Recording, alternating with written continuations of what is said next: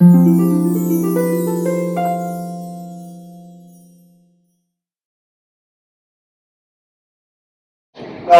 we have prepared for you a chart of all these courts, similar from the civil courts right up to the Supreme Court, the criminal courts, on the different types of it. But we are polishing it up. It's got all the phone numbers, how do you access every court's website, how do you access the status of your case, which day it is going to come up, everything that you do. As soon as we perfect it, we will hand it over to you. And then you should be equipped. You should not say, I don't know how to go to this court, and when is my matter, and when it is going to come up. All those information you should be able to manage. So this evening, I'm very happy to invite Advocate Benedict Nazareth to address you on civil courts. I don't think there's anybody here in the hall who doesn't know who he is. And the last time, when we were introducing him, we had something unusual to say, because at that time there was that big controversy of that Smriti Irani running that beef restaurant, in Instagram, Silly Souls Cafe. And then, of course, the person who was defending the owners was truly Advocate Nazareth. So we said, we must be very well known that people from Delhi are coming and saying, if we have bailed out some of the others, this is the only man who can do it. So, apart from that, I don't think he does his own practice, but he also helps many of our Goa Foundation cases, particularly the Terrakol golf course case, which began in 2006 and is going on now in at least 20 years.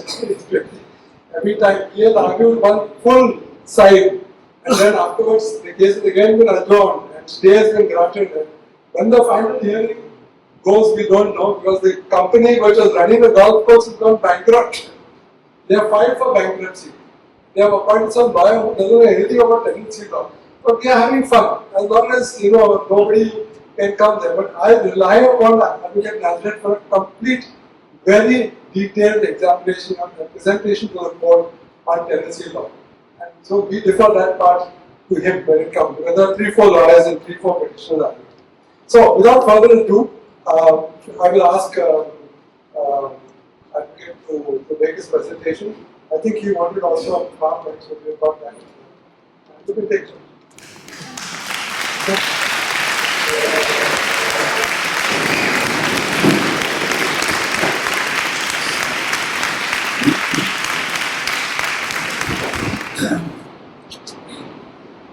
Good evening, everyone. In the first place, I sincerely apologize for being a little late. I just got in traffic, and that's the reason I reached a little late. Before I begin, let me thank the Goa Foundation and Dr. for our connection. Madam is not there today, she cannot seem to be around. For giving me this opportunity, for being one among the 3,500 lawyers in Goa, to give me an opportunity to speak on behalf of the Goa Foundation and just give my thoughts on the procedures that one has to follow when one has to go to different problems and different issues. But before I proceed, I would not be doing justice if I do not bring it to your notice that Goa Foundation that takes up these issues to help you, each one of you, to be aware where you are supposed to. This foundation, which had its birth in 1986, filed the first public interest writ petition in the state of Goa. That was in the year 1987. Of course, at that point of time, nobody knew what is a public interest writ petition. It was not even christened as the public interest writ petition, but that was a writ petition. And why you say public interest? Because when your personal interests are not involved in it. And they filed this writ petition against the sand mining that was taking place rampant on the beaches. And they succeeded in that matter, and that was in the year 1987. and today they had Justice Fedil Rebel at that point of time representing the Goa Foundation. And today we have something of Goa left. Be it mining, be it forest, be it the CRZ, everything to some extent is protected only because of the efforts made by the Goa Foundation and most specifically Dr. Claude. And I think we all are indebted, the entire state of Goa is indebted to them for what they do. Of course, my brief today is not to speak about the Goa Foundation, but I thought I would just share that with you. Today, my brief is Organization of Civil Courts Jurisdiction and Interface with Citizens. You have heard the phrases, I will see you in court. Let the court decide. The matter is sub judice. I will not rest here. I will take you to court. Why do we say that? And why we hear that? That's because this is the last frontier where we feel that some justice is going to be done to us. We would be able to get some justice in this last frontier that is the judiciary. And that is the reason everyone lives in that hope. Because had it not been hope, none of us would be trying anything out. So that being the last frontier, everyone wants to take recourse. The remedies available to us to redress our grievances. When it comes to courts, you have various courts. I will explain to you how many courts we have and different sorts of courts for different matters. But fundamentally today, I am only supposed to speak about the civil courts. What is a civil court? A civil court is a court before which you go to redress your invasion on your propriety and your possessory rights. That is when your civil rights are infringed, maybe your property rights, maybe rights to your reputation, maybe a breach of a contract. Where do you go when somebody encroaches upon your civil rights? The place that you go is the civil courts. So the next question is, which court do we go? We are completely lost. We do not know which court you are supposed to go. Therefore, you have to be aware that whenever you go to a court of law in a civil matter, you have to go to the court of the lowest jurisdiction. Now, how do you determine jurisdiction of the court? The jurisdiction of the court is determined by territorial jurisdiction and pecuniary jurisdiction. Pecuniary jurisdiction is the worth or the value of the subject matter of the suit. And territorial jurisdiction means where the property or where the cause of action has arisen. Now, let us take the hierarchy.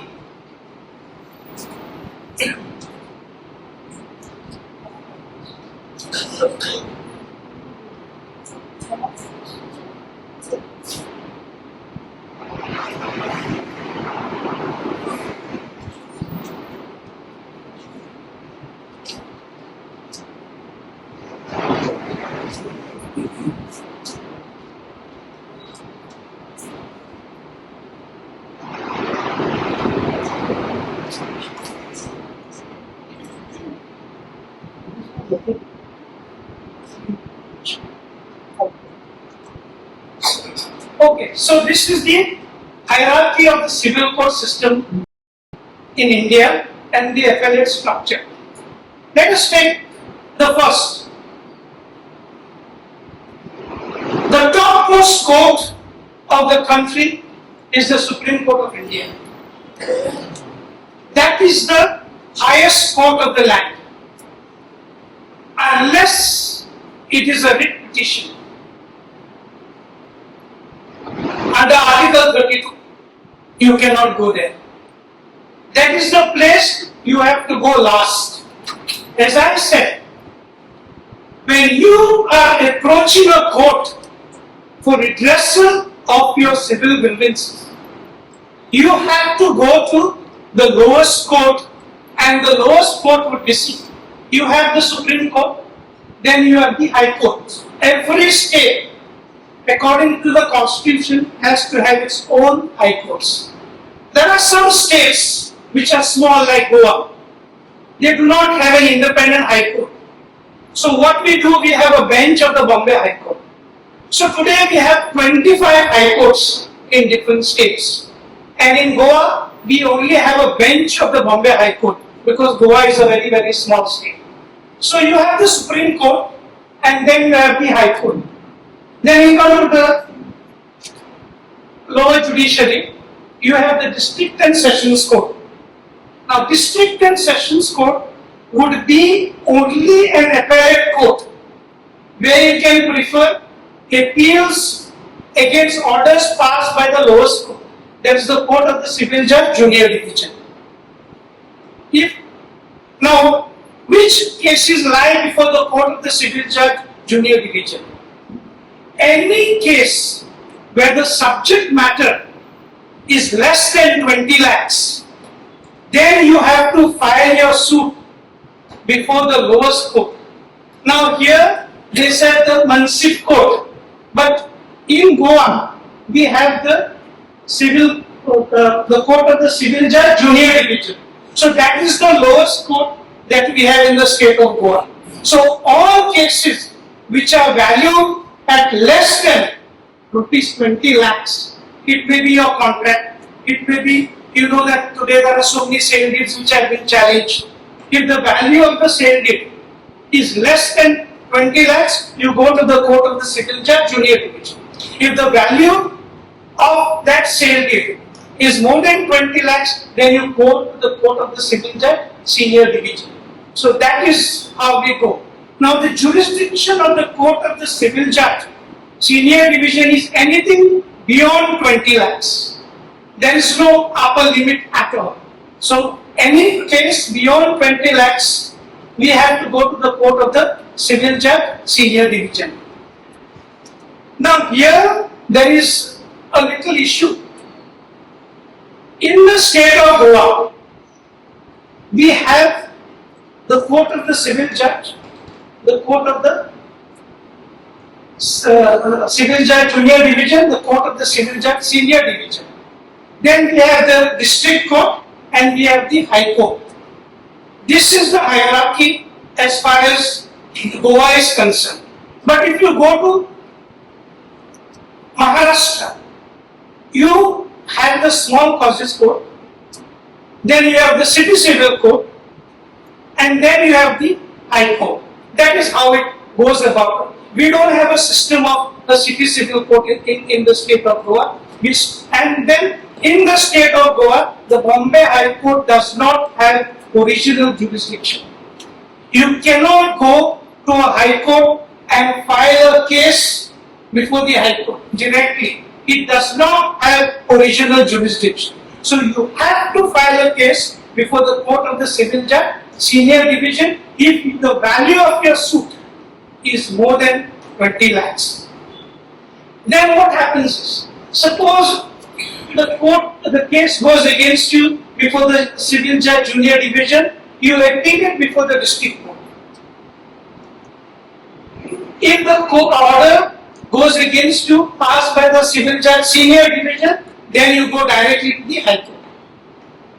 If you then don't succeed in the High Court, then you have to go to the Supreme Court, file an SLP, seek permission from the special leave from the Supreme Court, and then you appeal to the Supreme Court.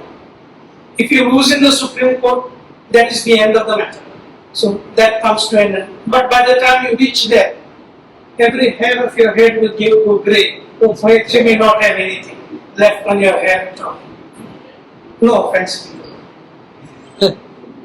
So this is how we are placed today. Now, the district court. The district court in Goa first was only an appellate court. But then what happened? There were cases which you had to file against the government. And when you file a case against the government, then the district court has original jurisdiction.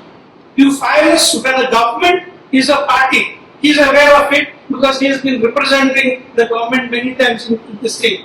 So, when the government is a party, then what happens is, then you can file a suit directly before the district court. Otherwise, no other suit can be filed before the district court. It is only an appellate jurisdiction that it exercises. Now, let us take the other let us then see how we deal with, I have told you pecuniary jurisdiction is the value. The territorial jurisdiction. The territorial jurisdiction is, suppose the court is Bangladesh and the subject matter or the cause of action arose in Bangladesh, then you cannot file a suit in Panjim, or you cannot file a suit in Vishali, or you cannot file a suit in Perne. You have to file it in Bangladesh because the property is, or the subject matter is situated in that particular taluk. But sometimes what happens is, suppose you are asking for a certain relief that somebody of your family member is trying to sell the properties. So we want an injunction. One property is situated in Panjim, one property is situated in Vishali, one property is situated in Bangladesh. Then what do you do? Do you file 3 suits? And the answer is no. You can file only once. You just file once. Even if the property is situated outside the state, but part of the cause of action arises in one place, you file only once. That is permissible in any of these 3 places, either Panjim, Bedlam, or Bangladesh. Now, what happens in such a situation? Suppose there is a property which is situated in Mumbai, along with the properties in Goa, in Bangladesh, in Panjim, and in Perne. Then what do you do? How do you execute the order?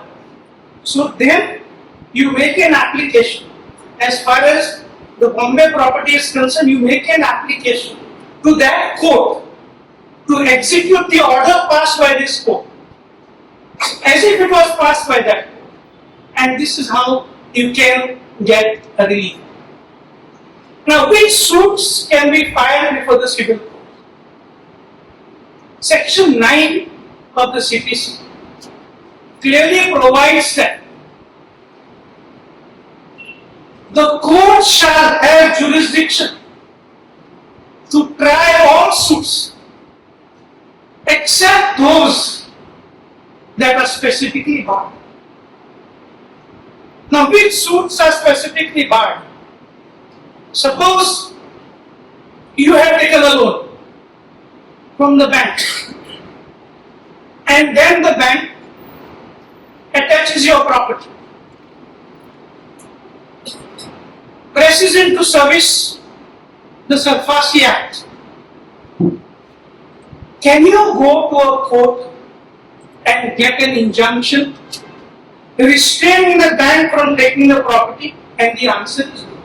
Because that Surface Act is a special statute in which it is provided that No court shall have the jurisdiction to try this matter. Suppose there is an environmental issue. Suppose there is an environmental issue and your personal interests are not affected or your personal rights are not affected. You cannot file a suit because the Environment and Protection Act bars the jurisdiction of the Supreme Court. Suppose you want to claim to be a mulka or a tenant. Can you go to the court and file a suit under Section 9? And the answer is no. Because those special statutes have in them a clause of jurisdiction where the jurisdiction of the court is outside. So therefore, you have to keep in mind that although the courts have got jurisdiction to try all suits, there are special statutes, there are special acts which have been passed by the Parliament, and these acts preclude the courts from exercising jurisdiction. So even if you file that suit of yours is going to be rejected on the ground that there is no jurisdiction. Now, this is as far as your civil suits are concerned. Let us come to the second side of courts, that is the revenue courts. What is a revenue court? A revenue court is a court that deals with all revenue matters. Every revenue matter, something that has to do with the land in which revenue is payable to the government, comes under the revenue courts. So you have the Board of Revenue. Of course, that Board of Revenue business is applicable to the other states. In Goa, it is not. You have the Commissioner. Now, this Commissioner or Collector that we talk about would be Commissioner of Excise. Then there would be Commissioner of Sales Tax. Where then you have Tahsildar, that is the Mamladar. Tahsildar is Mamladar, and Assistant Tahsildar would be the Circle Inspectors. Now, these are people who just decide revenue matters. You apply for an excise license before the Commissioner. He decides whether that has to be granted to you or not. Suppose he rejects that, he does not grant that, then you have a right of appeal before the Chief Secretary. Now, Tahsildar is a Mamladar, again a revenue officer. Whenever any revenue is payable, suppose you owe certain amount of money. Suppose today electricity department goes and disconnects the power. Of course, disconnection of the power, Supreme Court has categorically held that you cannot disconnect the power. Because under the Public Health Act, no person can be derived of power and water, even if your structure is illegal. But then there is a paradox there. So the High Court goes and says, no, if they are illegal, you disconnect the power. That is contrary to what the Supreme Court says, because the right to live supersedes everything else, the right to life. And if you cannot live your life with dignity, then there is no right to life at all. So what happens is, that is the revenue matter. Let us say the electricity department does not disconnect your power, water department does not disconnect your power, and they continue this. They have the powers to go to the Mamladar or the Tahsildar and make an application and to recover that amount as if it is revenue, land revenue due to be paid to the government. And then the Mamladar uses all his ways and whatever is available to him to try and get that. But you know that that money is never received because it goes somewhere else altogether. Take the next piece. Now, then you have the Taluka Revenue Officer. Now, who is the Taluka Revenue Officer? There is the Mamladar. Taluka Revenue Officer is the Mamladar who is in charge of civil supplies, who is in charge of all your ration cards and who is in charge of all the revenue that is due to the government. Unfortunately, I would not say unfortunately, at this moment, there is no much of a role for this taluka revenue officer except for the purpose of ration cards and things like that. Because after the abolition of the matris, where people used to pay land tax to the government, and the introduction of the land revenue code, because once the land revenue code came, matris was abolished, and once matris was abolished, no land revenue is payable to the state of Goa. State of Goa cannot charge you any revenue for the land or for your house, except the house tax with the panchayat tax. You must keep this in mind. Lots of people say, matris. Matris is not a document of title. It only says that X used to pay land, the tax, to the Portuguese government at that point of time. That's all that it says. Just because you go and pay your house tax and there are 10 brothers, one brother's name, the house tax assessment records are, you go and pay the house tax, that does not mean the house is yours. Matris is like that. So it is not a document of title. So that's how that revenue officers were then created for the purpose of collecting revenue for the government. Mamladar of each taluka. Again, these are types of quasi-judicial authorities. Mamladar of each taluka. What does he decide? He decides tenancy. He decides munkars. He decides issues about devasthan.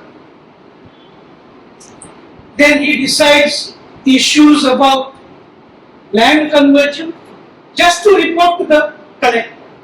So all this, and he certifies the mutation. Suppose you buy a property, you file an application for mutation. Once you file an application for mutation, Mamladar is the person who is going to certify whether the name of the previous person has to be deleted and your name has to be mutated there. Deputy Collector. Deputy Collector is the appellate authority against the Mamladar. Any order passed by the Mamladar under Agricultural Tenancy Act or under the Munkar Act or in mutation matters, then you go in appeal before the deputy collector. And then you have the collector. Now what has happened in the state of Goa?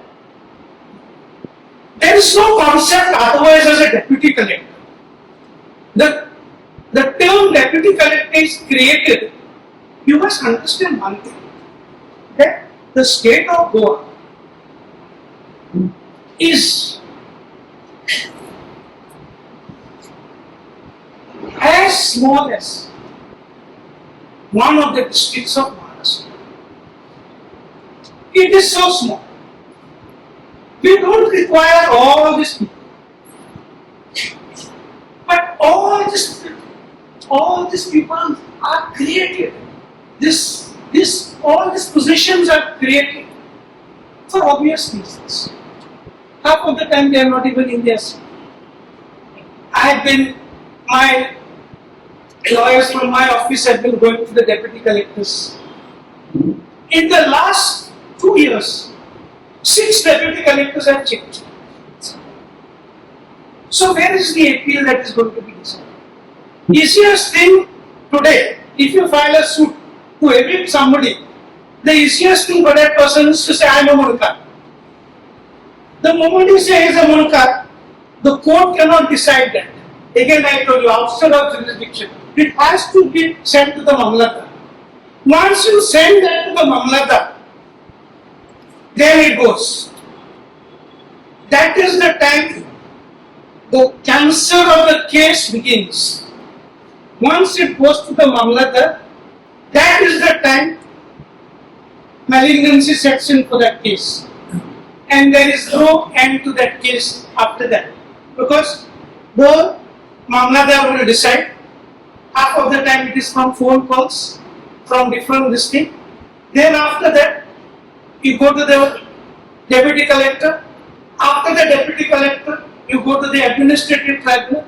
After the administrative tribunal, you go to the high court. After the high court, you go to the supreme court. And then the case comes back to the civil court. Because that munkar issue has been decided. Then it is declared that that person is not a munkar. So then that person comes and says, okay, I am not a munkar, but I am in possession for the last more than 30 years, so I am the owner by adverse possession. So you have another leg of the race that you run. This is how, but this is what is created.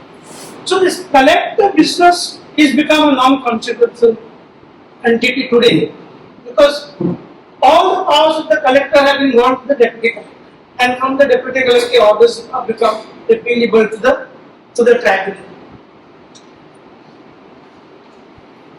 Now, then you have the other sets of courts. You have the executive magistrate and you have the Mamlatdar. Same. Mamlatdar and executive magistrate is the same. What they do? Earlier they were given the powers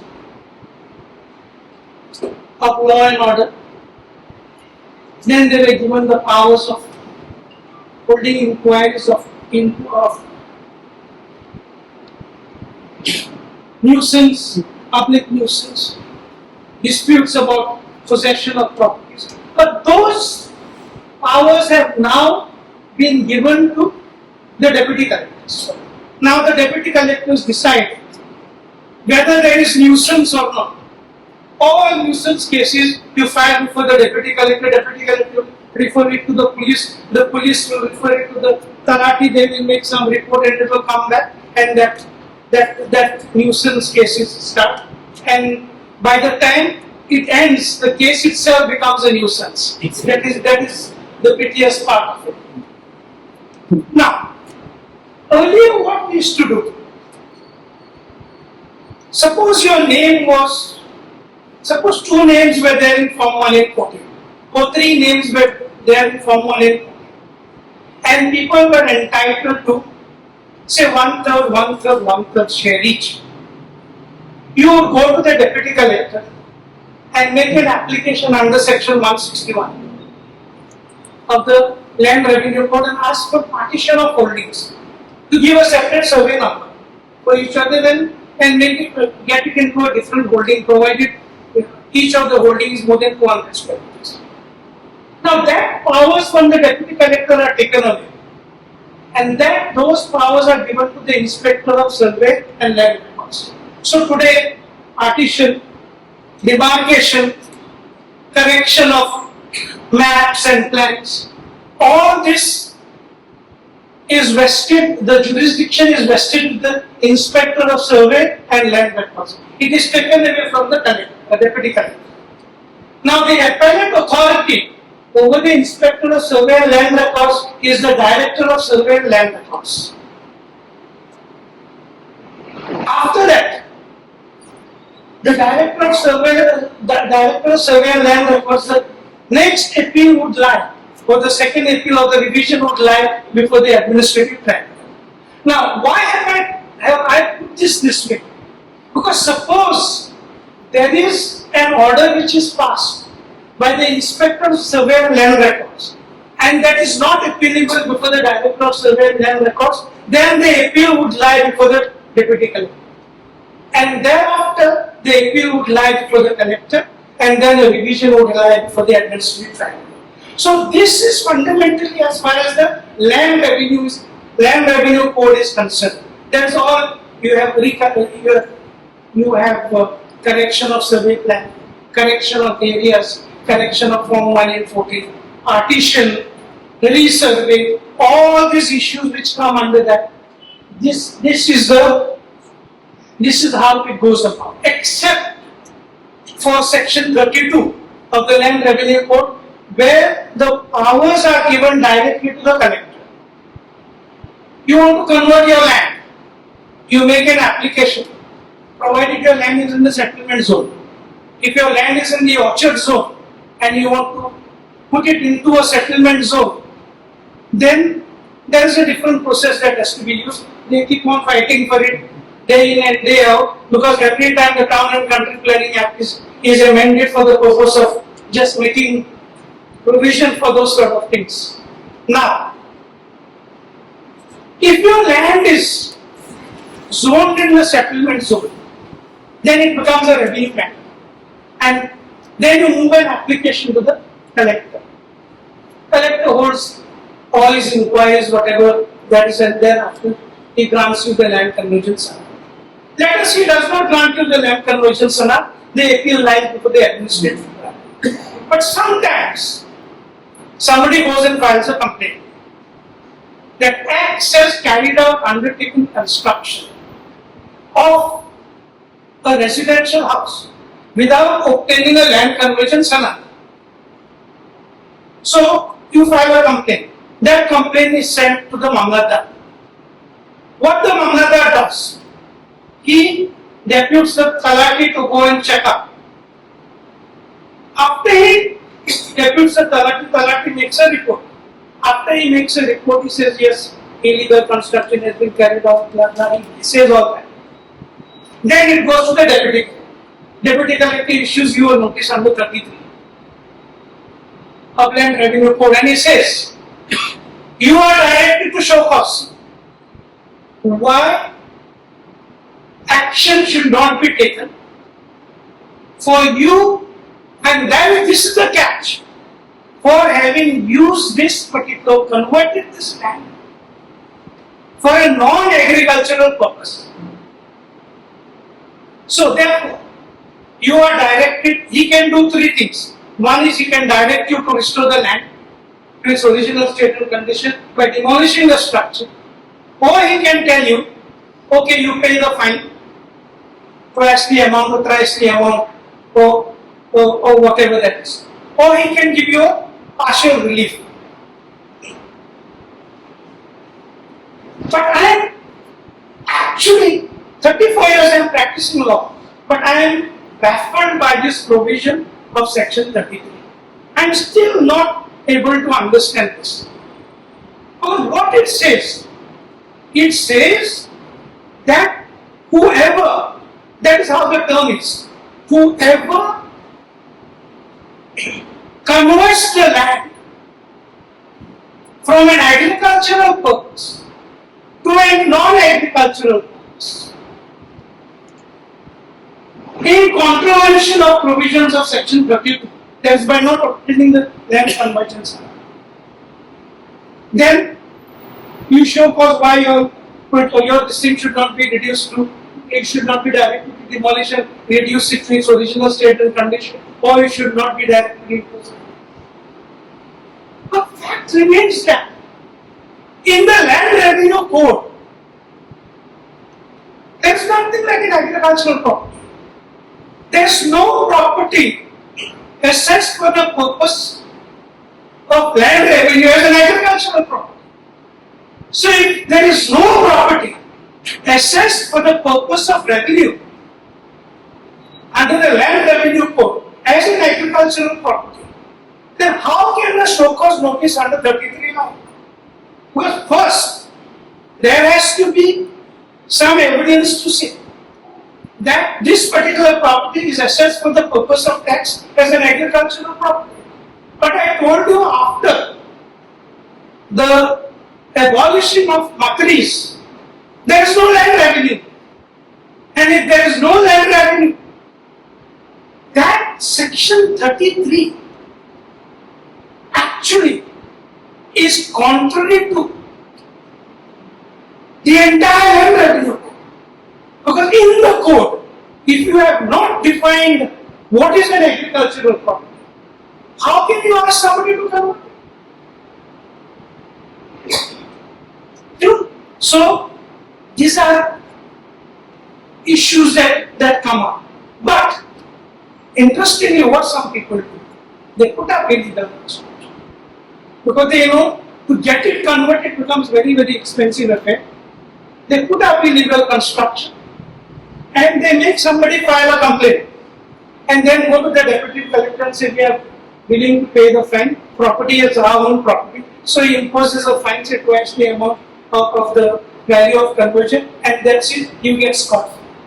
This is the, and if you do it in somebody else's property, then maybe your chips would be fine. No, otherwise it's not. Yes, now yes, then there is a separate set of codes for the administrative codes that are come.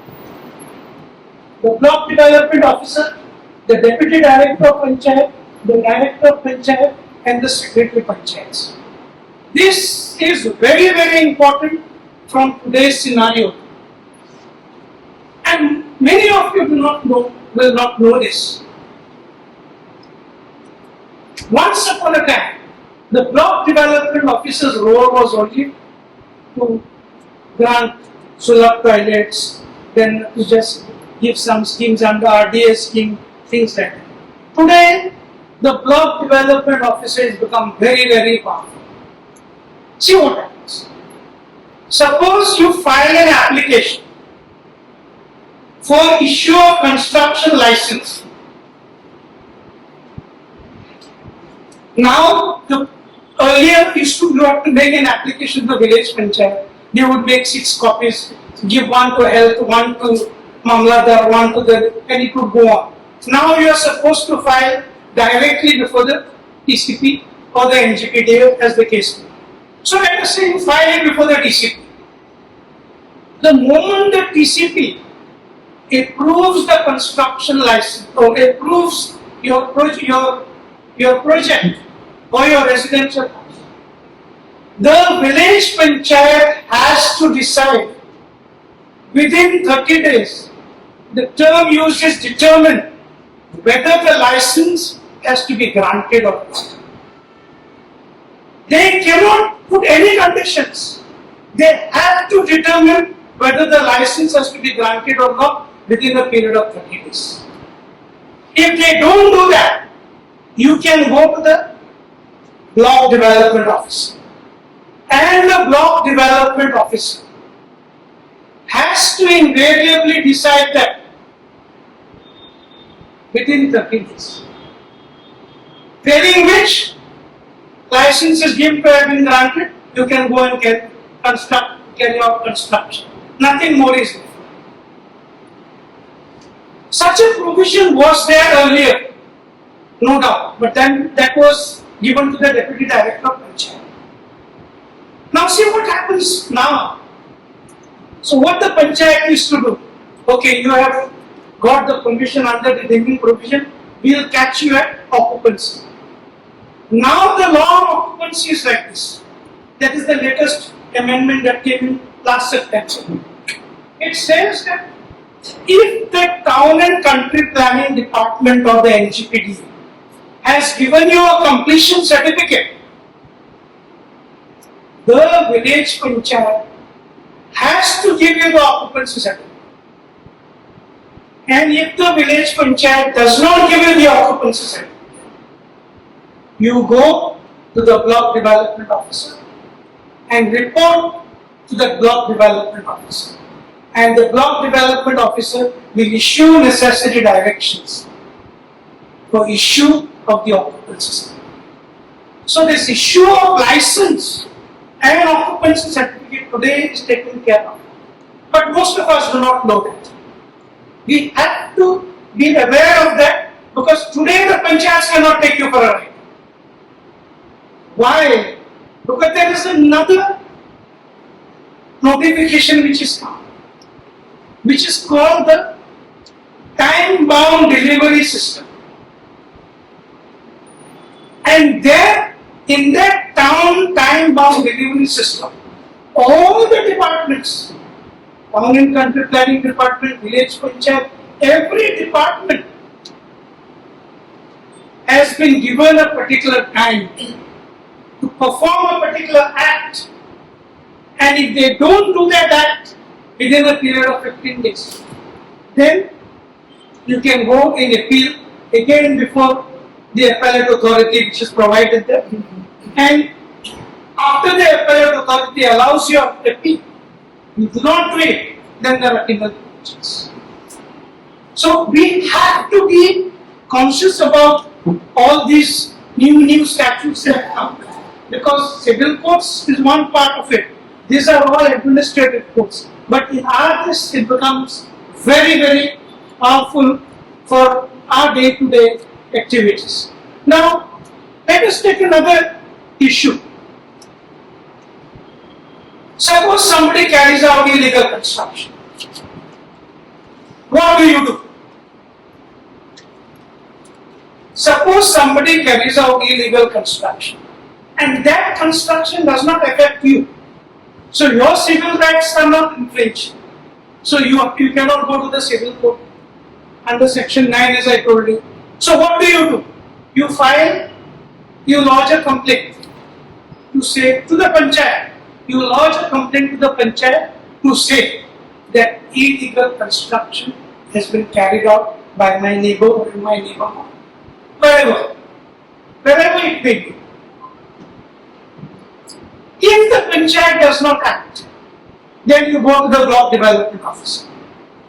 The block development officer would then make a report and submit it to the deputy director of panchayat.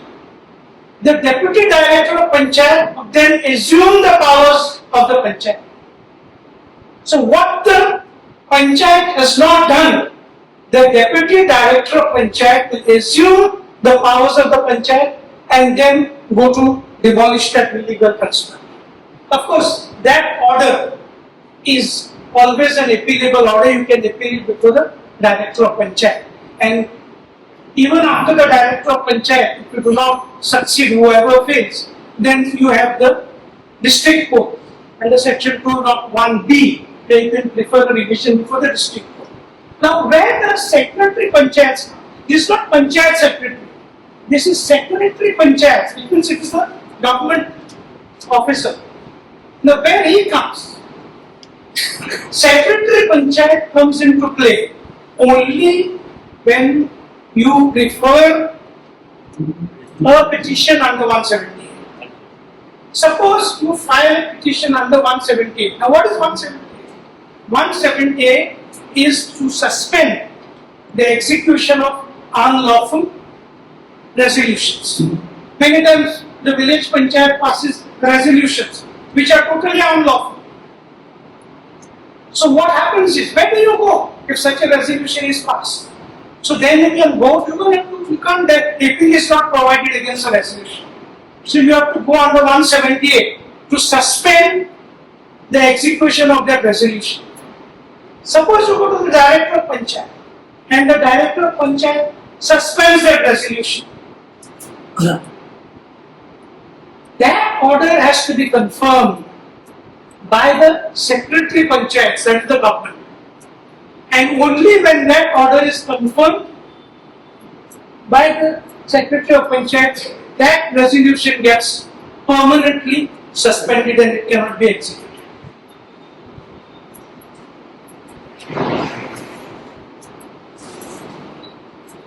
Now the new sets of courts have come because the government, the Supreme Court, everyone now has realized that civil courts cannot handle this matters, becomes too much. We have got 3 senior courts in Mapusa: Court A, Court B and Court C. Court A has 3,900 cases plus another 2,000 cases, criminal cases. Court B has 4,500 cases and 1,600 cases. Court C has 3,900 cases and of course some criminal cases. Then there are junior courts, all which are having more than 4,000 cases. The day starts at 10, ends at 1. Again it starts at 2:30, ends at 5. How many cases can be handled in a day? So, the case that you filed, the judgment of 2004 for 24 matters, I've got old matters, come after 3 months. And it goes on. And to add to that, we do not have judges. We have junior courts. We have junior courts. D, E, and F. Now D is gone. E is gone. F is gone. And G also is gone. So we are just left with one junior court. So you can imagine 3.5, 7, 14,000 cases to be decided by one court. So now what has happened? Some of the cases, the government has tried to bring it within the purview of the Consumer Protection Act. So what happens?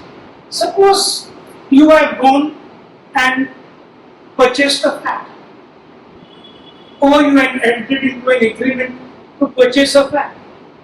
That builder has not given to you in kind, or the flat is defective.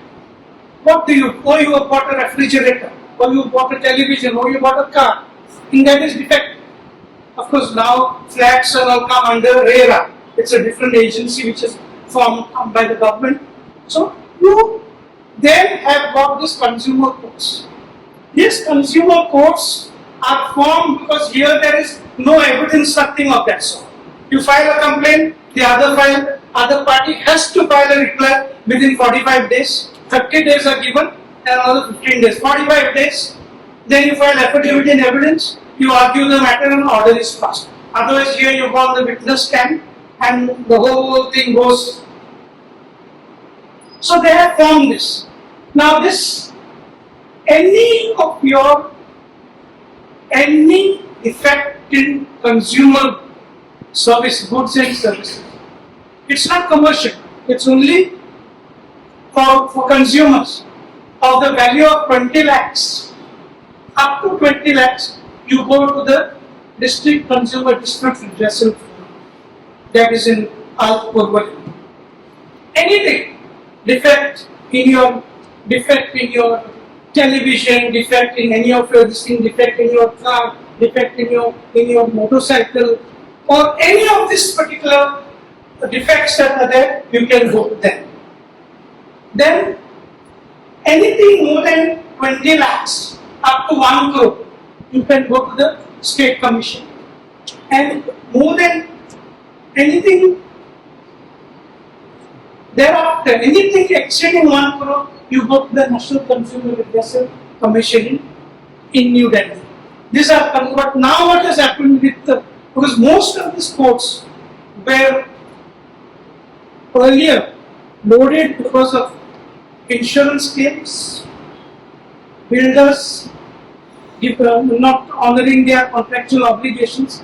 So now they are only restricted to a few things like defective cars, or maybe non-settling of an insurance claim.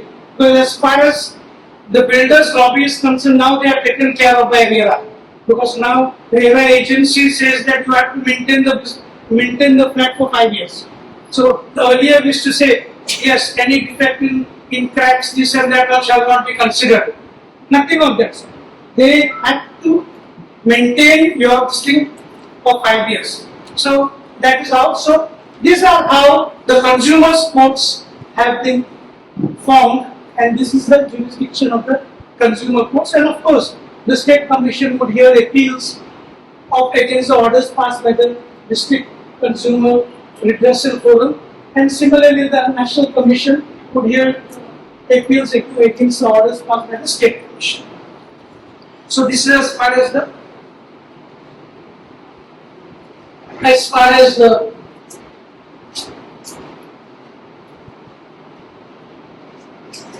now, this is a burning issue today. Environmental authorities and courts.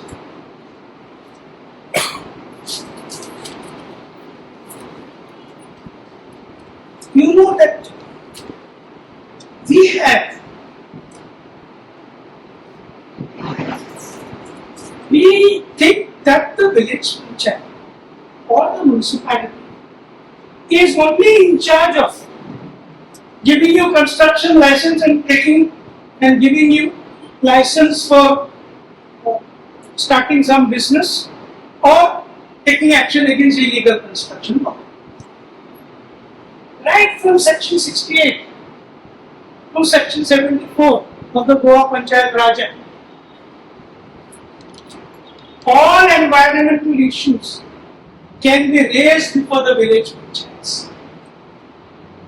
Pollution, all polluting factories, all polluting industries, the soak pits and the septic tanks that are overflowing, the drains that have been water drains that have been completely blocked, storm drains have been blocked by construction, the drainage of water is completely obstructed by all these builders' lobbies and all other different types of factories coming in this. All these nuisance actually can be arrested at the village panchayat if they have the will to do it. And that will has to come from all of us. We don't expect Goa Foundation to do everything for us. If each one of you really takes the issue, we never heard of flooding during the Portuguese regime because our drains were like, I don't know what, they were like mini rivers. But today, you have small drains like this, some Jilla Panchayat fellow will come, put a small drain like this, 5 leaves go there, everything is blocked, finished. And then the water comes on the road, and the roads start floating over the water. This is us.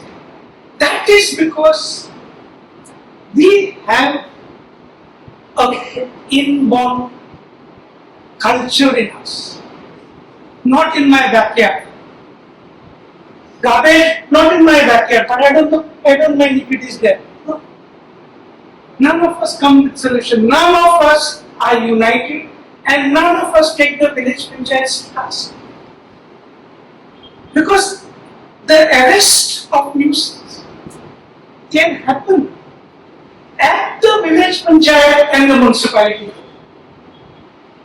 You know, the village panchayat, after the 74th amendment of the Constitution, such a powerful body. Nobody realizes how powerful it is. If they have to give a stop work order to stop activities being conducted which are polluting or which are of a nuisance, nobody is going to stop that. No courts are going to interfere. Provided it is raining, started and a real order has been passed, because most of the time orders are passed in such a way that they are going to be, it's better that they are reversed. So they are passed in such a manner that the panchayat wants it to be reversed. Say, we have done everything. Now the court has reversed it. No, we have to have that. All these issues can be. The public health office. So many buildings are there, old. Their septic tanks are overflowing. They flow on the roads, they flow everywhere. You go walking over there, your flats are very, very spick and span, good curtains everywhere. But your approach, nothing but sewage. The health officers can play such a powerful body, the health officer is. If he says, no, this is a nuisance, public nuisance, such a fellow doesn't do it because what is his security? At the end of the day, if you stop a project on the ground of nuisance, you are not even protected. That is the piteous. Then the executive magistrate. Again, the Mamladars have got so much of powers. You can approach the Mamladar. The sub-divisional magistrate. He can take recourse under section 133 CRS. hold an inquiry as to whether there is really public nuisance. After holding inquiry can pass it. Then there is Goa Pollution Control Board, the Goa Coastal Zone Management Authority. Any contravention of the provisions of the Goa Coastal Zone of the coastal notification, if you file a complaint before the Goa Coastal Zone Management Authority, or each state has got its own coastal management authorities, they are bound to take action and issue a notice under Section 5 of the Environment Protection. And the appeal against that order lies only before the National Green Tribunal. For Goa, it is the Pune bench. But they don't take any initiative. All these environmental issues can be very well handled by all these bodies. We do nothing about it. They expect God Alvarez to go, file a PIL, and then if all of us had to think that this is our land, we have not bought it. We are only inherited for our children. If you think that this is our land, we have not bought it. We are living in it and we have inherited it from our children. We owe an obligation to our children. We owe a responsibility to keep it for our children. Are we doing it? Everything is destroyed. Here are the authorities. In any small way, there are enough provisions in the Goa Panchayat Raj Act, in the Municipalities Act, in the Environment Protection Act, in the National Green Tribunals Act. None of us. It's only because now the High Court came very heavy that so many 178 business outlets in Anjuna were shut till they comply with all the requirements from the Goa Pollution Control Board. And only then they would be allowed to open their initiative. So, what I am trying to, I know I'm not supposed to give you the forums and the procedure, but then somehow you get involved in it when you talk about it. But what I'm trying to say is that these are the recourses that you can take. Right to, you will say, but what is my right? How is my civil right affected? Right to life is also a civil right. Once upon a time there was a judgment called Dasharat Gadekar judgment versus Village Panchayat of Aldona. There was one lady, there was one gentleman by the name of Dasharat Gadekar. He put up a structure right close to the wall of the neighboring lady. She filed a suit in court. The court came to a conclusion that a neighbor has no right to enforce the bypass. Matter went up to the district court, confirmed. Matter went up to the High Court, same order, confirmed. After 20 years came Justice Rebello. And he says no. And that was Fatima Jua versus Village Panchayat of Nexus. There, Justice Rebello said, hey, nothing right. If your construction is infringing upon the rights of your neighbor, of a right of air and right of light, then a civil right is created in your field. And he set aside all these judgments which were based on the Dasharat Gadekar judgment. And today that Katimanjuna versus village panchayat convention holds the floor. Where you can even take the village panchayat to court if they do not enforce the bylaws, provided you can demonstrate that your rights are infringed. So these are the authorities, sufficient number of authorities are there to take care of your grievances in issues of environmental matters or anything that causes public nuisance. You can take recourse to all this.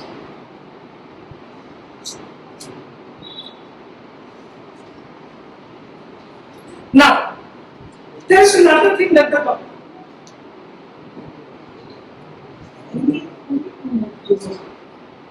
there are another set of codes that have been now constituted. That is under the Commercial Courts Act. Because what used to happen, these high-profile cases would come, lakhs and lakhs of rupees, breach of contractual obligations, big corporate houses, and then once they were filed in the court, you would have solicitors coming from Bombay and make this. So all the other cases would go in the background. So now what the High Court says, let us have a separate commercial court. So now the commercial courts have been set up. And these commercial courts only deal with disputes which are of commercial nature. And that is because they don't want to mix two things together. So it's only commercial matters. Anything, any enforcement of any contract or claim of any amount arising out of a commercial transaction, commercial courts have been set up. And then there is a commercial appellate court. Earlier, the commercial courts were the district court. So the appellate court used to be the High Court. Now the commercial court is the court of the single judge senior division. So the appellate court now that has been designated is the district court. So these are the commercial courts. And the last, and it's time for me to wind up. And the last is alternate dispute resolution. Now the government and the Supreme Court have reconciled the situation that the judiciary and the justice dispensation system is plagued by delays. However much the court may want to function, the money has to come from the government. The government does not get anything from the courts in return. So therefore we are given a step-fatherly treatment. So no judges are appointed because run is free, their salaries have to be paid, accommodation has to be given, step-fatherly treatment. So now they say no, you try to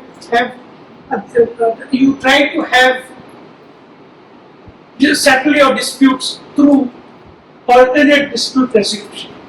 So first is the arbitration. If in your contract you say, you must have come across so many contracts which say, if there is any dispute which shall be referred to arbitration of a sole arbitrator or two more arbitrators as the case may be. That started in 1940 and then after that it was done in Mapusa and then came the other Arbitration and Conciliation Act. It succeeds because now what happens? That succeeds why? Because under the Arbitration and Conciliation Act, if this dispute, your contract says that a dispute has to be referred to arbitration, civil court cannot decide it. And if the civil court cannot decide it, then you have to go to arbitration. Once you go to the arbitration, the arbitrator has to decide it within a period of 1 year. And if the arbitrator does not decide it within a period of 1 year, and he exceeds beyond 6 months, then the fees that are paid to the arbitrator are halved. And who are arbitrators are the retired judges, normally of the High Court or the District Court, and sometimes some advocates are appointed as arbitrators. So arbitration process moves fast. I have been involved in so many arbitration cases. Within 8-9 months it is over. Earlier it used to be like civil courts, but now because there is a cap in fees, And because there is a cap on timelines, it really moves fast. Second is mediation. There is a new concept which is come. You get two people come forward, and there's going to be a judge sitting down there, and there will be no other cases, nothing, only two of you or four of you sit down to discuss your thing. The judge will tell you what is the law on the subject, and then you try to mediate. It is not mandatory, but that is the best way forward. I believe in one. A bad suit, a bad compromise is much better than a good suit. A bad compromise is much better than a good suit. Because a good suit you will succeed after 20 years. Maybe a bad settlement. Suppose you're claiming 20 lakhs. You get that 20 lakhs after 20 years. But in 1 year, if you are going to get 10 lakhs, it's a bad settlement, you feel like that. But your 10 lakhs could be 40 lakhs. So that is how we have to move about. But we have to keep one thing in mind. It does not happen in the animal world. It only happens among humans. We come with nothing. We go back with nothing. In between we fight for what we have not brought and what we will not take back. I was in Thailand once. A good friend of mine asked me. The body was kept. Just give me 2 minutes. The body was kept. And the family tried to put coins in the mouth. But the coins could not go in the mouth. And why they did that? To show the people around that if this man cannot take even one coin with him, he refuses to take even one coin with him. Why should there be so much of animosity? Then conciliation, same thing like mediation. You sit down for conciliation, again it is referred to maybe two advocates, maybe a judge. You discuss and you see whether you can resolve that matter, and negotiation, of course. These are all methods which are now outside the purview of the course, and these are the best methods that one can adopt in today's scenario. So, my dear friends, thank you very much for giving me a patient hearing.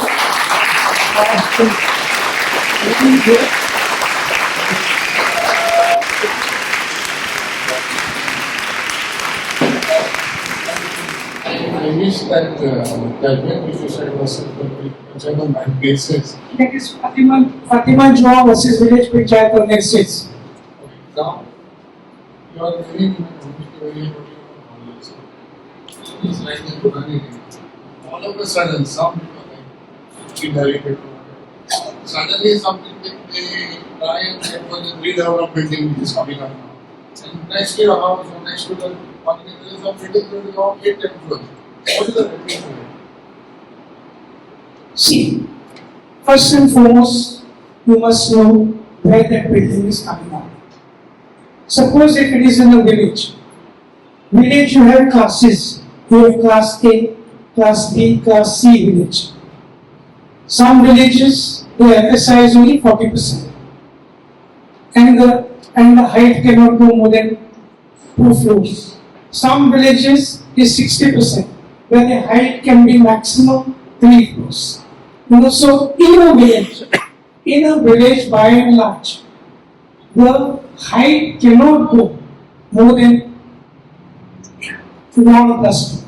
I'm talking about anything. If I'm living in a certain area and two people next to me, they want to redevelop which are 2 floors in company, but they all want to redevelop only 10 floors. What happens to the people who don't want to get into redevelopment? See, the thing is very simple. First and foremost, to put 10 floors, you need to have a permissible FSI. If there is no permissible FSI, 10 floors building cannot come. Simple as all that. You said 26. So, is there any remedy to the person who doesn't want to be a part of the redevelopment? No. What has happened is the latest judgment on redevelopment. This issue was challenged even before the Bombay High Court in Bombay. With lots of people, the IHRs and all, were getting into redevelopment. What they say, if there is a certificate from a chartered agency which certifies that the life of this building is not conducive, or the structural viability of this building is not conducive for human habitation, and it requires to be reconstructed, it is allowed to be reconstructed within the permissible FSI. See, what happens in Bombay is like this. In Bombay, you can put up, suppose your FSI is 200%. You put up a building. Suppose you want to put up a building of even 400% FSI. You can do it, but you have to buy a property somewhere else and give that particular property to the government. So what you have done, you have created a green belt somewhere else where no development will be permissible at all. Such a thing they were trying to introduce in Goa, but yet it has not seen the light of this day. It is part of the law, but it is not implemented. Yes. Yeah, transfer of development rights. Yes. Yes. So in a village, there is an encouragement of road for which I have applied. I have appealed before village panchayat, deputy collector, and also Mamladar. 1 year passed, till now no action has been taken. So what should I do? What is your grievance? Encouragement of road In a private property. by a private property. No, in a private property. Yeah. One plot by so and so person has encroached the road property. See, if somebody has encroached upon a public property, you have to go to the Mamladar. And you have to go before the Mamladar, because Mamladar is the authority who can take action against encroachment on any public property. So you have to make a petition or file a petition under the Public Properties Act. If you just make a complaint, it will not work. So if you register that complaint as an encroachment in a public property, then they have to take action against that. Actually, sir, Talati and their surveyor has came and saw that, but they have made some bogus report. There is no encroachment. That was the matter.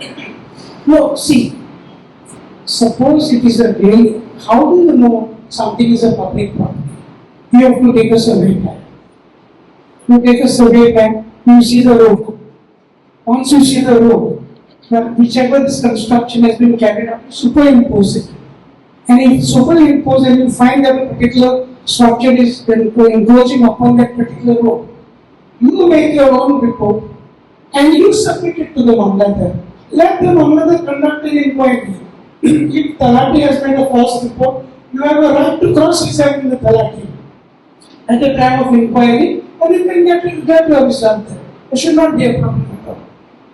I would support this private reports business in this latest writ petition at Oshal Spring in Seoul. The petitioners hired a hydrogeologist to do a survey of the impact of that building, 8 buildings with 8 bungalows, 8 swimming pools on the Ocean Spring. That means he came and looked at the buffer zone, the zone of influence of the spring, and he gave a report saying that these villas are bound to affect the survival of the spring. And they presented it to the court. The court accepted it because the government did not have a report. So in the same way, if people don't realize that they can make their own report, always get a professional, get them to sign the report, but tell them what it is. And that report becomes a basic document right up to the Supreme Court.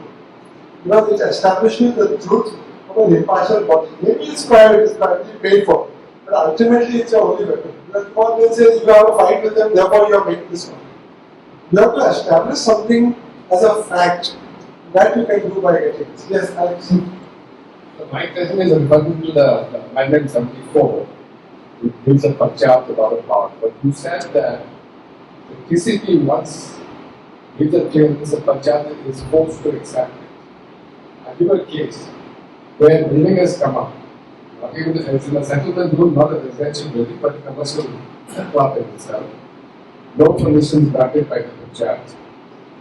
Building has come up, which is about 30 feet for a nightclub. TCP now has given clearance. Okay, to get this clearance, the party went to the High Court and said, under natural justice, I was not heard before the court case. Okay? Now, in this case, TCP could not even have given a clearance because TCP gives clearance when you are going to build something and there is no building in the place. Number one. Sanad has been just cleared recently for a residential project, but the building is there. Panchayat has not given construction license. Panchayat, we just have made a complaint. There was Ram Sabha resolution against it. So in this case, doesn't the Panchayat have the power to ask for demolition? Despite the TCP giving clearance. Finish? See, I think you did not hear me correctly. What I have said is very specific. Once the permission is granted, or the technical approval is granted by the Town and Country Planning Department or the NGPDA, the panchayat has to determine within a period of 30 days whether the construction license has to be granted or not. And if it fails to determine that, then you go to the video and the video has to then decide that.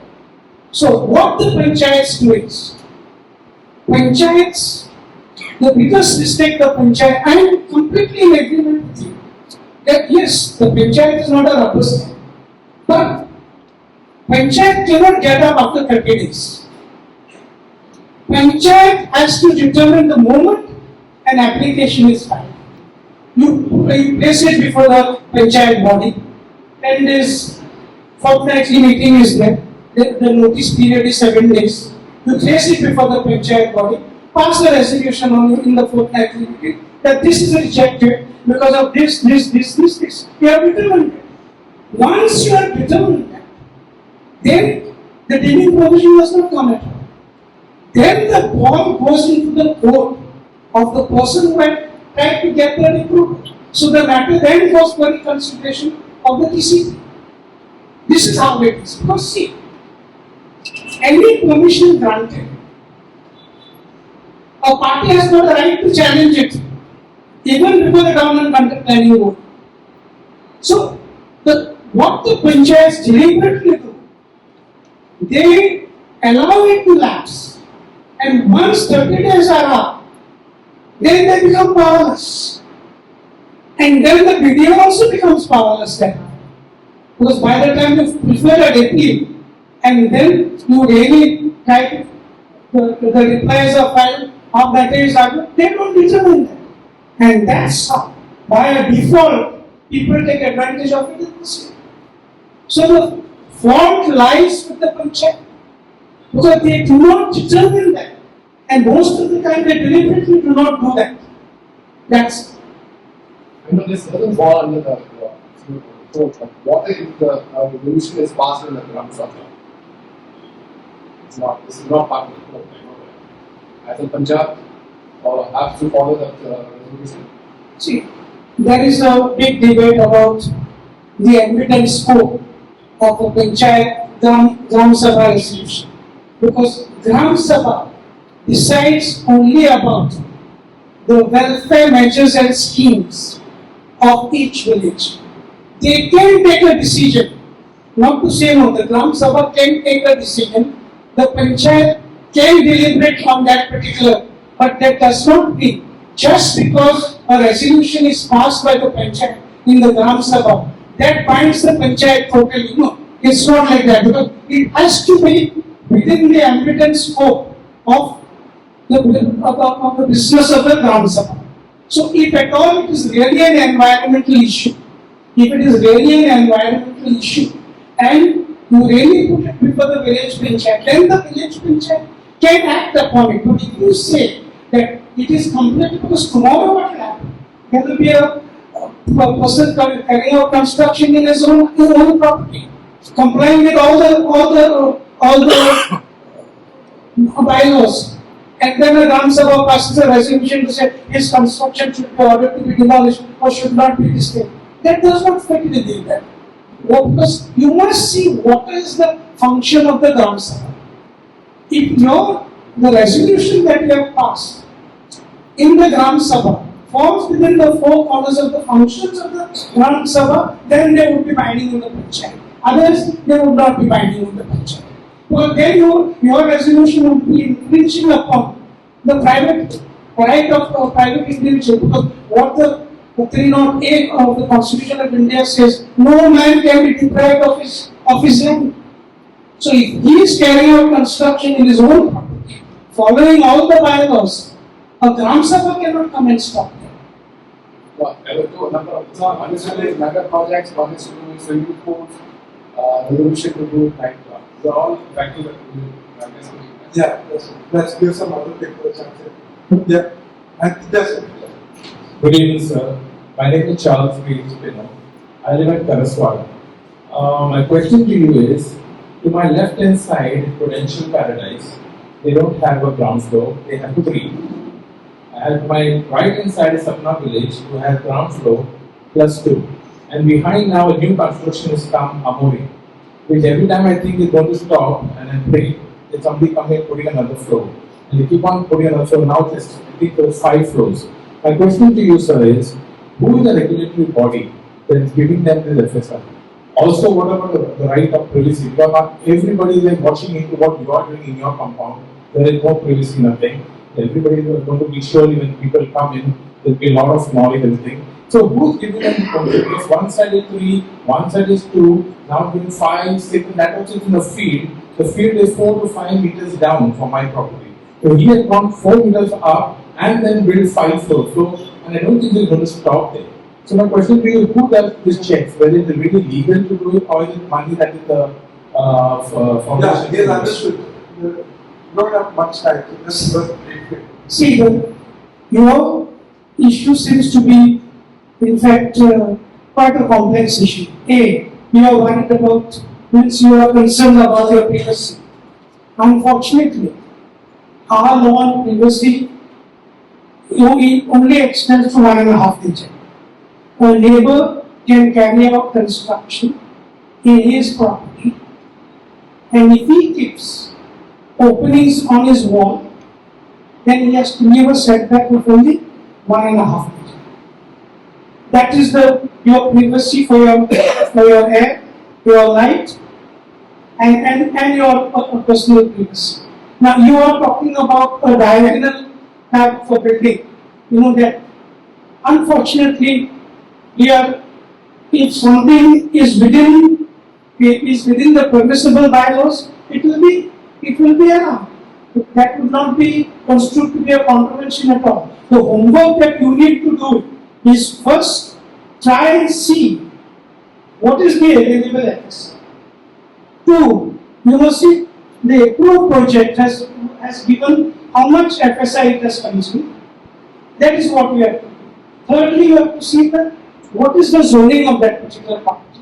Because if it is S1, then it's going to be just 80%, and that is how it goes. If it is already a commercial list, then it could touch even 1.5% or 1.5 times. So you have to do your homework first and check out whether they have already consumed all the FSI. If they have consumed all the FSI, what is an FSI? You go on adding up. See, take the plan. The plan has got 2 charts. One would be areas which are excluding FSI.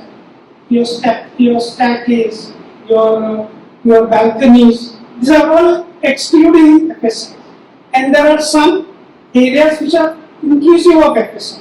So you see the area of inclusive of FSI, how much it is, and what is the percentage that they have consumed. Then you have to see in that particular area what are the height restrictions, if there are any under the bylaws, because each area would depend, the bylaws would differ from area to area and from the size of the plot and from wherever it is located. You have to go and see. If it is in the city, it is the North Goa Planning and Development Authority and the municipality. If it is the village, then you have to go to the town and country planning department, because they were brought under NGPDA, but now they have been back again put before the PCP. Easiest solution for all this is you have to go to panchayat, because in the panchayat file, you will find the conversion center, you will find the approved plan, whether it's from the PDA or whether it's in town planning department. We keep telling people every time, don't go to any authority, go to the panchayat and say, please give me the file, know the survey number and the name of the project in Nazareth at least. And ask them on the RTI, they give you the whole file. How? Municipality also will give you the same thing. They have written file for everything. You can't ask the municipality, give me the file on this project. He will give you a file, but go with an architect. So I said in these matters, you need to have a good lawyer as a friend, a good architect as a friend, because they will help you to look at our approved plan, to see whether open spaces are to maintain, whether it meets FSI, FAR. It is every village you cannot go beyond 2. Yes, you have BP2 or BP1. BP3 is no longer in existence, but BP1, BP2, which is FSR of 60 or 80. And so you cannot get a permission beyond that. You cannot get it. Somebody has put up, you can't by looking at the building code. Because you have to know the nature of the plot, the extent of the plot. You may have much more area. So his coverage will be very good. So you go and catch an architect and you look at the plans. These are all public. Everything is public in this country. Every file is open to every citizen in this country. Every citizen has given the power of being actually a member of the legislative assembly. Because whatever is placed before the assembly can be given to you. Now, if you have that much power, which no other country has in Africa, in the United States, nobody has got that power. Only in India you have got that power. Then you have to use it, and if you are educated, you need to have a lawyer friend, and you have to have an architect friend. And you can solve all those problems of what is permissible and what's not permissible. See, the simple thing is, every development has a board. On that board, there are details of all the approvals and licenses. Take the details of that, make an application under RTI, and you will get it. If you are not given the information within 30 days, go to the appellate authority, you will get it. Many times we make a mistake. In our own applications, we write, we are asked questions.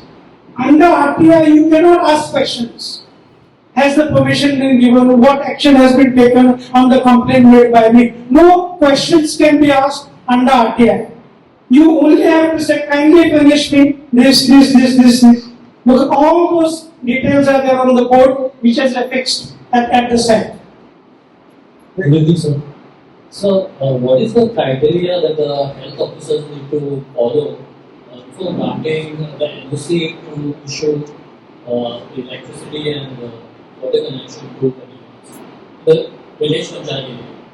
Say, if there is a house constructed within 86 square meters without leaving any setbacks from the adjacent properties and has a septic tank self-pit constructed above ground level in the form of an enclosed structure on top of which the toilet is constructed, and if that person who has constructed this illegal construction applies for the NOC in the primary health center, and when the health officer comes for the inspection, what are the things that the health officer needs to check? Because what I have seen is in the inspection report, they just write there is no well within 15 meters radius from the house. That's all they say. Shouldn't they be checking the specifications for the septic tank that has to be constructed? Because when we construct a legal house, we have to follow all the norms before getting occupancy, electricity, water.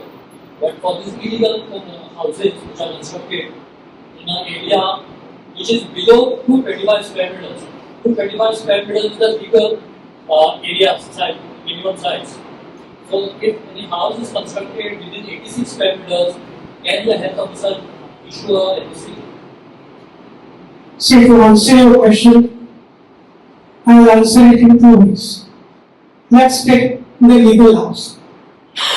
When the approval, when you submit your plan for carrying out construction, and the TCP or the NGPT grants you the technical approval, the health officer has to then see, as from the sanitation point of view, whether there is a provision for a septic tank, for a soak pit which is adequate enough, and that there is no drinking water well situated within a particular distance.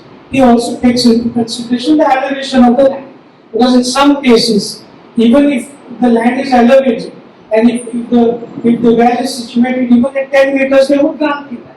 There should not be a problem. It all depends upon that. So, then what happens? After the construction is completed, the completion certificate is issued by the TCP. You go to the village panchayat for the OC. Before that, the village panchayat, you will have to go to the health officer again. Health officer will come and check out whether you have done it in terms of the approved plan. If so, then he is going to grant you the NOC. That is one part. Now you are talking about an illegal construction. It is not the duty of the health officer to see whether setback is maintained or not. He is not a licensing authority, nor is an approving authority. All that he will see is whether there is running water for that house or not. Secondly, he will see whether there is going to be any issue about the distance of the well.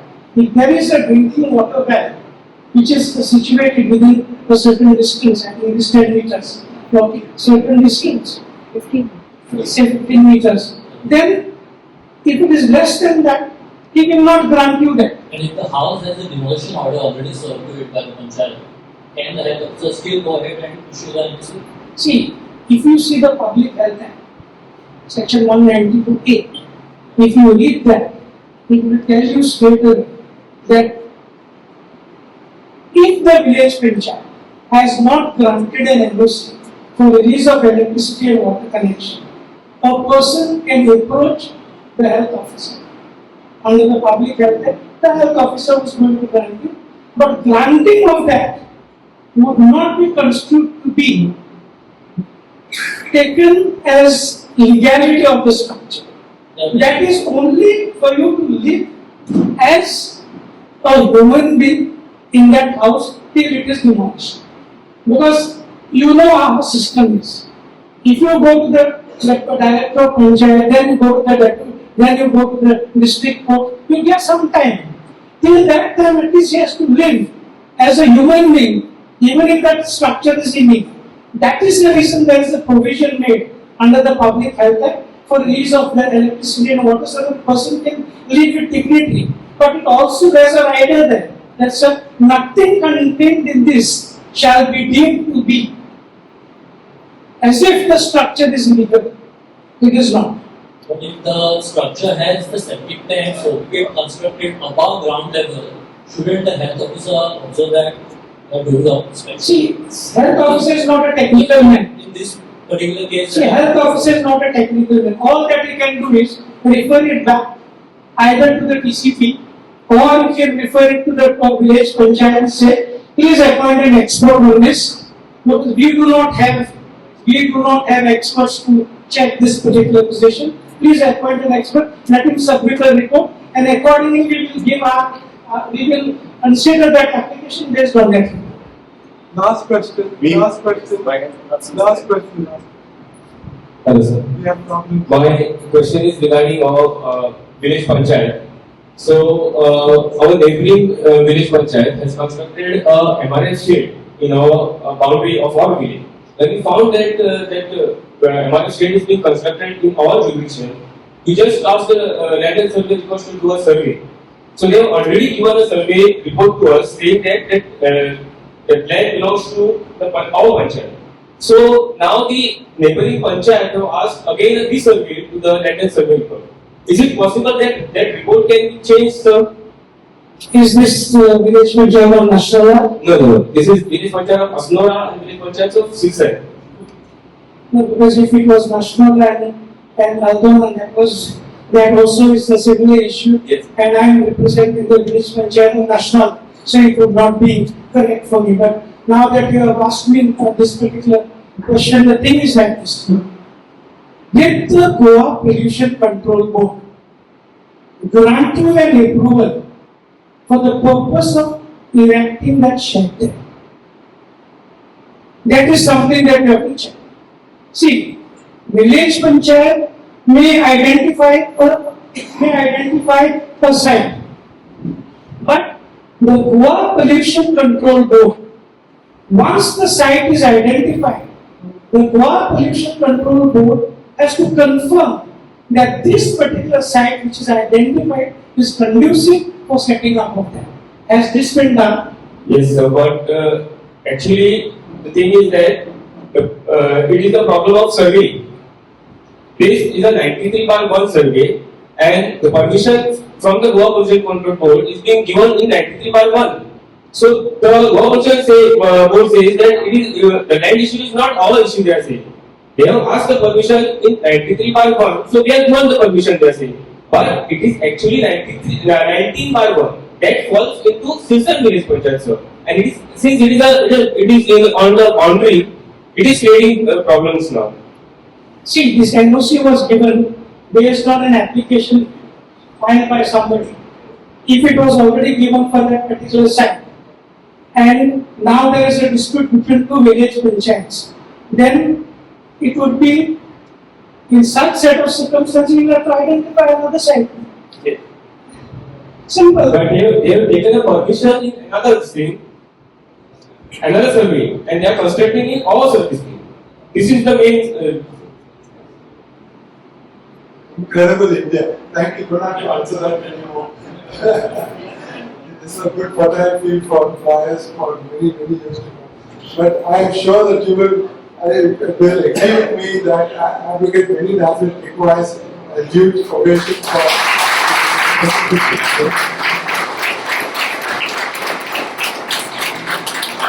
We are asked program coordinator, Sitaji, do it up.